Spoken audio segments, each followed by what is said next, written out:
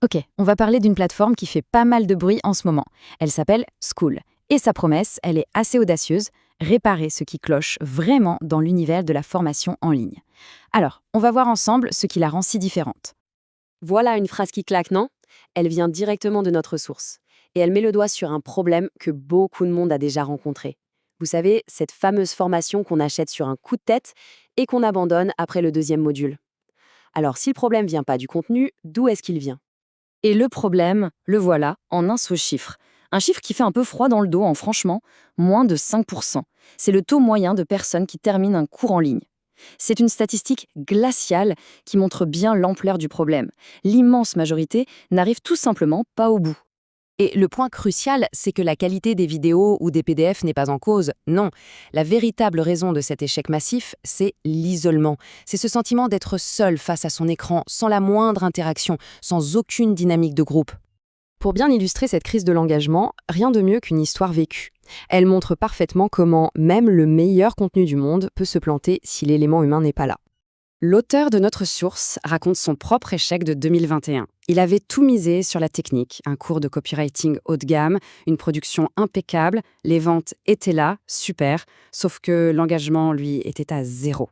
Le groupe Facebook était un vrai désert, les algorithmes enterraient les publications.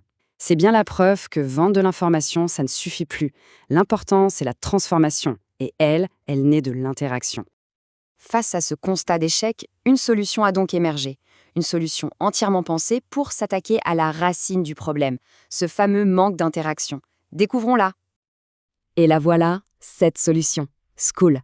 Son fondateur, Sam Ovens, une vraie pointure du conseil en ligne, a tout misé sur cette idée. Créer un outil qui ne se contente pas de livrer du contenu, mais qui génère de l'engagement. Mais alors Skool, concrètement, c'est quoi ? Eh bien, ce n'est pas juste un hébergeur de cours de plus, c'est une véritable infrastructure sociale. Imaginez un mélange entre un forum, une plateforme de cours et un jeu vidéo, le tout dans une expérience super épurée. Allez, on ouvre le capot. On va analyser la mécanique interne qui rend cette plateforme si différente de tout ce qu'on connaît. Tout repose sur 4 piliers fondamentaux. La communauté, la salle de classe, le calendrier et surtout la gamification. C'est vraiment l'interaction entre ces 4 éléments qui crée l'expérience Skool. Le premier pilier, c'est le cœur du réacteur. Imaginez un groupe Facebook, mais sans les pubs, sans les distractions et parfaitement organisé. On peut filtrer les sujets par catégorie et les publications les plus utiles remontent naturellement grâce au vote des membres. Bref, fini le bruit numérique. Ensuite, la salle de classe. L'interface est ultra simple, mais la véritable innovation, elle est là. Il est possible de bloquer l'accès à certains cours tant qu'un membre n'a pas atteint un certain niveau d'engagement dans la communauté. Pour débloquer le module bonus, il faut d'abord participer, aider les autres. Ça lie directement l'apprentissage à l'interaction, et ça, c'est brillant. Le troisième pilier apporte la structure. Un calendrier intégré pour tous les événements en direct. Les membres reçoivent des rappels, peuvent synchroniser les sessions en un clic. C'est un outil tout simple, mais hyper puissant pour créer un rythme collectif et renforcer la responsabilité de chacun. Et voici le coup de génie, le moteur à dopamine. Chaque action positive, un like, un commentaire pertinent, rapporte des points. Ces points permettent de monter dans un classement et de débloquer des récompenses. Ça transforme l'apprentissage passif en un jeu actif et super stimulant. Bien sûr, aucune plateforme n'est parfaite. Pour être crédible, il est essentiel de regarder les avantages, mais aussi les limites et le modèle économique de Skool. D'un côté, les points forts sont évidents. Un environnement focalisé, sans distraction, une appli mobile super fluide et une mise en place ultra rapide, en 10 minutes.